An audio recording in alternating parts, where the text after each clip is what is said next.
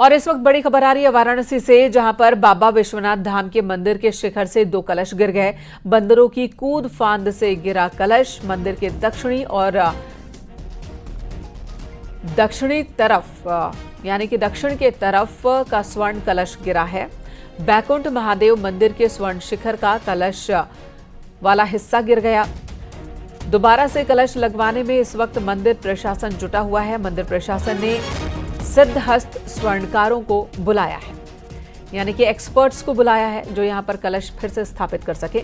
उपेंद्र द्विवेदी हमारे सहयोगी इस वक्त हमारे साथ मौजूद है। उपेंद्र, इस बारे में पूरी जानकारी दें।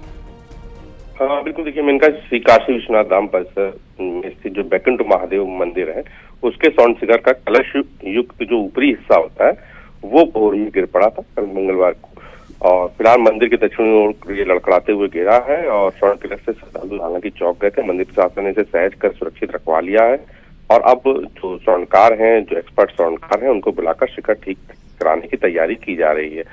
बंदरों की धमा चौकड़ी से कलश गिर गया है। बता दें कि आप कभी अगर विश्वनाथ मंदिर का एरियल व्यू देखेंगे, 2 स्वर्ण शिखर है। एक जो बाबा विश्वनाथ का है जो पतला सा लंबा सा है, उसके बगल में गोल सा आपको शिखर दिखता है वो है बैकुंठ महादेव मंदिर का शिखर। उसी का ऊपरी जो कलश वाला हिस्सा है वो बंदरों की धमा चौकड़ी से गिर गया है। काशी उसमें बाबा के गर्भगृह और दंडपाणी महादेव के बीच में मंडप में बैकुंठ महादेव विराजमान है। और बताया जा रहा है कि भोर में बंदरों की दमा चौकड़ी न सह पाने से बैकुंठ महादेव मंदिर का गुंबद शिखर। उपेंद्र, अब जब दोबारा कलश यहाँ पर स्थापित किया जाएगा उस हिस्से की भी मरम्मत की जरूरत पड़ेगी, तो ऐसे में क्या दर्शन पर इसका कोई असर होगा? नहीं, इसका दर्शन पे कोई असर नहीं है, क्योंकि ये जब पिछली बार भी जब ये लगाया गया था, इसको दोबारा से साफ कराया गया था, तब भी किसी तरीके की दर्शन नहीं रुके गए थे। ये एक एक्सपर्ट होते हैं, वो उसको लगाते हैं, तो एक्सपर्ट ही इसको लगा देंगे। इससे दर्शन में किसी तरीके का कोई फर्क नहीं पड़ेगा। दर्शन धन्यवाद उपेंद्र इस वक्त पूरी जानकारी देने के लिए। तो ये मंदिर की तस्वीरें भी आप देख रहे हैं। मंदिर में आपको 5 शिखर दिखते हैं। जो दक्षिण के तरफ का शिखर है जो कि बैकुंठ भगवान का है, उसी शिखर का कलश गिरा है। बंदरों की कूदफांद की वजह से गिरा है। फिलहाल वहां पर मरम्मत का काम चल रहा है, लेकिन इसका असर आम श्रद्धालुओं के दर्शन के कार्यक्रम पर नहीं पड़ेगा।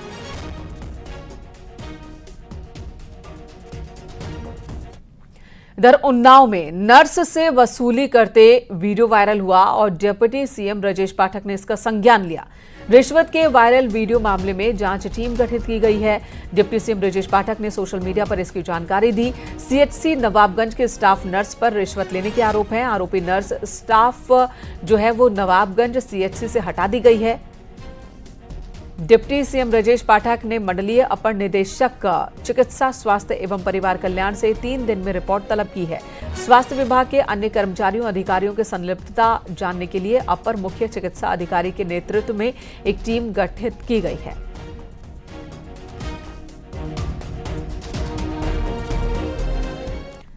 उधर कानपुर में नगर निगम का बड़ा अभियान जारी है। हाउस टैक्स वसूली के लिए बड़ा अभियान चलाया गया। नगर निगम ने पराग डेयरी का खाता सीज किया है।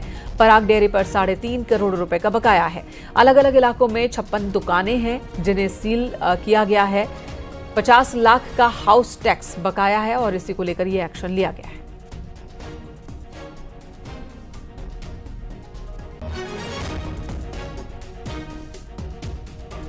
कानपुर में नगर निगम की बड़ी कार्रवाई है। पराग डेयरी पर 3.5 करोड़ का बकाया है और कानपुर के अलग अलग इलाकों में 56 दुकानें हैं पराग डेयरी की, जिनका किराया 3 करोड़ है, जो कि पराग डेयरी ने नहीं चुकाया है, जिसकी वजह से एक्शन लिया गया।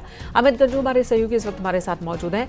अमित, 3 करोड़ लगभग ये बकाया है पराग डेयरी पर, एक्शन लिया गया। क्या नगर निगम की ओर से और भी मकानों पर एक्शन लिया गया है, और भी कंपनियों पर? देखिए मनिका जी, मैं आपको बताना चाहूंगा कि 31 मार्च से पहले 63 करोड़ का एक लक्ष्य है जो लोगों ने अभी तक नहीं दिया, जिसके बाद नगर निगम ने स्पेशल ऑपरेशन टीम तैयार की है जिसका नाम दिया ऑपरेशन कर वसूलो। इस ऑपरेशन के तहत नगर आयुक्त सुधीर कुमार के नेतृत्व में 60 से ज्यादा टीम कानपुर में जोन 1, जोन 2, जोन 3, जोन 4, 5, 6, 7 तक लगातार छापेमारी कार्रवाई कर रही है। इसी कड़ी में जो बड़े बकायेदार हैं, जिसमें पराग डेयरी जो भवन संख्या क्यू ब्लॉक के साकेत नगर में, इसमें 3,51,75,976 रुपए का बकाया था। 3 नोटिसें देने के बावजूद भी नोटिसों पर जब कोई कार्रवाई नहीं हुई तो इनके खाते को सील किया गया। इसके अलावा चमनगंज, बेगरगंज, इफ्तिखाराबाद, नाला रोड, पेचबाग ऐसे क्षेत्रों में ताबड़तोड़ कार्रवाई हुई है। 56 दुकानें सील की गई हैं। 3 मकानों पर नोटिस चस्पा किया। 17 मकानों को 72 घंटे का टाइम दिया गया और 108 ऐसे इंस्टीट्यूशंस हैं जिनको 24 घंटे में पैसा जमा करना पड़ेगा। अगर सुधीर कुमार नगर आयुक्त की माने तो ये कार्रवाई लगातार जारी रहेगी, क्योंकि टैक्स के बिहाफ पर ही स्ट्रक्चर खड़ा होता है और शहर के विकास होता है। और ऐसे में वो लोग जो टैक्स देने में आनाकानी कर रहे हैं, अब उनके खिलाफ नगर निगम ने अपनी कमर कसी है। यही वजह है कि अब इस कार्रवाई के बाद से हड़कंप मचा है। जहां एक और 24 घंटे में 50 लाख रुपया एक जोन से, दूसरे जोन से 70 लाख रुपया, तीसरे जोन से 7,36,000, चौथे जोन से 15 लाख रुपया आया। तो इसी कड़ी में अब वसूली अभियान जारी है। ठीक है, तो बड़े स्तर पर वसूली अभियान जारी है नगर निगम का। धन्यवाद आपका अमित, इस वक्त पूरी जानकारी देने के लिए।